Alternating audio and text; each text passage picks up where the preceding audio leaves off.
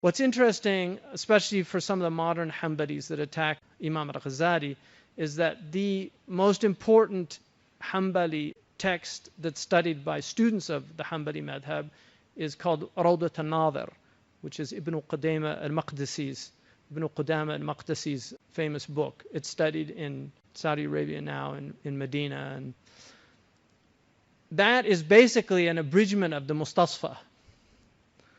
So what makes Imam Al-Ghazali unique? There's a few things that he does in usul al-fiqh. First of all, he is the first usuli scholar to put logic as a propedeutic science, in other words, an introductory science to the study of usul al-fiqh.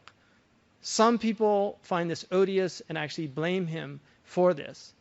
But one of the great scholars of this period who taught in Medina and wrote a book called Adwa al-Bayan, which is Tafsir al-Quran bil-Quran, Muhammad al-Amin al-Shinqiti, one of the great scholars that was produced by the land of Mauritania. He taught many, many years in Medina.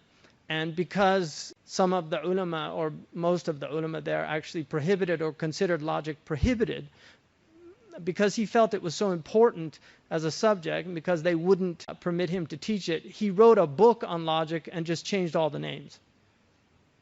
And they used that book at the university in Medina. It was basically just a book on logic, but he just changed all the names and called it Adab al-Bahth wal-Munadhara. He didn't call it Mantiq, but it's basically logic. So Imam Al-Ghazali introduced logic. Now, Ibn Taymiyah wrote a book, Radd al-Mantiqiyin, which is called Refutation of the Logicians. And Ibn Taymiyah had a problem with logic, but he did not have a problem. What he had a problem with was the metaphysics of logic. Although he criticizes other aspects of logic, and it's a 2-volume book. It's been translated into English by Wa'il al-Hallaq, at least the abridgment that Imam Suyuti did. Imam Suyuti was also somebody who attacked the science of logic. I have a suspicion his logic teacher stole a book from him and attributed it to himself. When he was 17 years old, he was very upset about it. It was a book he wrote in usul.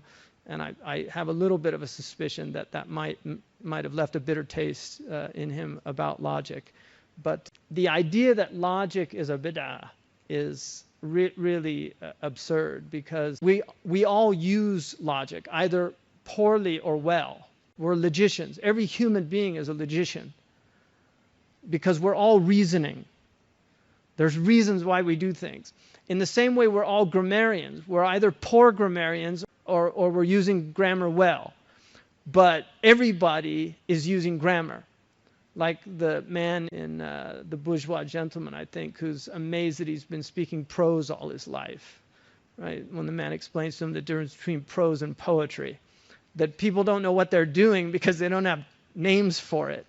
But we're all using predicates and adverbs and adjectives. We all have syntax. We use it well or we use it poorly. If we've studied grammar, or if we're in a country where standard language is usually grammatically correct. The United States, generally, the standard language is reasonably good. In classes in England, it's better. But Americans use poor grammar all the time. There's an argument amongst linguists that there's no such thing as poor grammar. It's just what people speak. But those are people that say that are relativists, and really, in the end, they're nihilists, because rules are important. And we can't speak table, walk, night, late, come, why not? If I start talking like that, you're not going to understand anything I say. So there's a reason why we speak logically, grammatically, and those of us who speak rhetorically effectively, we speak persuasively. So these are all important sciences that were studied. And so what Imam Al-Ghazali understood, Ibn Taymiyah in his Radd al-Mantiqiyin says that al-Mantiq لا يفيد يستغني عنه الذكي ولا يفيد الغبي. A really intelligent person doesn't need it, and it won't benefit a stupid person because it's too difficult. Well, that's nice for, the bell curve, all those people that are over in the standard deviation over here, and then those over here. But all the people in the middle that it's beneficial for, he's forgetting all those people. So it's true. Sahaba did not know tasawwurat and tasdiqat and qiyas. They didn't know syllogisms, but they used them, and the Prophet used them. And Imam Al-Ghazali wrote a book called Qistas al-Mustaqim, proving, Ibn Taymiyah says that Abu Hamid يدعي أنه تعلم المنطق من القرآن والحقيقة أنه تعلمه من Ibn Sina. He claims that he learned logic from the Quran, but the truth is he learned it from Ibn Sina. But if you read his book, Qistas al-Mustaqim, he shows you that the Quran is using syllogisms. And there have been over 30 syllogisms identified in the Quran, usually enthymemes. And one of the things he shows is that they're the 5 most important, the golden syllogisms are used in the Quran. And so the prophets used logic. And when they reasoned, they're reasoning with logic. And the Quran is speaking to us rationally. The Quran is telling us to look, to reflect, to think, to use our aql. أَفَلَا تَعْقِلُونَ الَّذِينَ يَتَفَكَّرُونَ فِي خَلْقِ السَّمَاوَاتِ وَالْأَرْضِ. Those who reflect, those who think. So he felt logic was very important. And he said that the early people didn't need it in the same way they didn't need grammar. Because Umar radiallahu anhu did not need to know the 22 mansubats, because he didn't make mistakes in his grammar. He didn't need to know the 11 marfu'at. He didn't need to know the 3 majrurat. He knew those.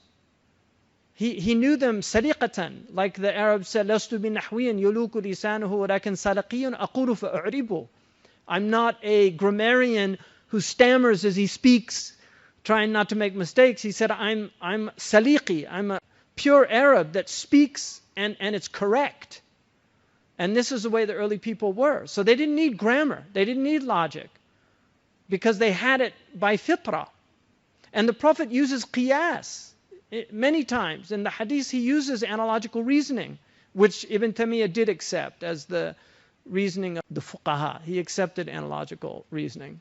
He had a problem with deductive reasoning because he didn't believe in universals, and he was really the first nominalist, as far as I can tell, in history. I mean, there's a debate about Boethius and Porphyry, because they only indicate that there's a problem with universals. But Ibn Taymiyyah was clearly had a problem with the concept of universals. And there's reasons for that also. And to be fair to him, in many ways he was attempting to defend the tradition from the onslaught of very dangerous Greek ideas and dangerous occultic ideas. So Imam Al-Ghazali, it's important to remember that he introduces logic as being central to our tradition. And after Ghazali, logic becomes one of the primary studies in the madrasa tradition. This is something that some of the modern, whatever you want to call them, ideologues or critics of Al-Ghazali really have a problem with. And there's people that like to purify Islam, do some type of ethnic cleansing of Hellenistic thought from the Islamic tradition. But the truth is, the Prophet said, Al-hikmatu dhallatul mu'min. Wisdom is the lost property of the believer. And he said, and it's attributed to him, and Ibn Abd al-Barr, who was called Hafidh al-Maghrib, one of the greatest muhaddithin in the history of Islam, he quotes this hadith, and the meaning is true, but Al-Hafidh Ibn Abd al-Barr doesn't suggest that it's not from the Prophet ﷺ, but he said, "Utlub al-ilm walaw fi as-Sin," seek knowledge even unto China. So wherever knowledge is, we benefit from it. And the Muslims benefited greatly from Aristotle.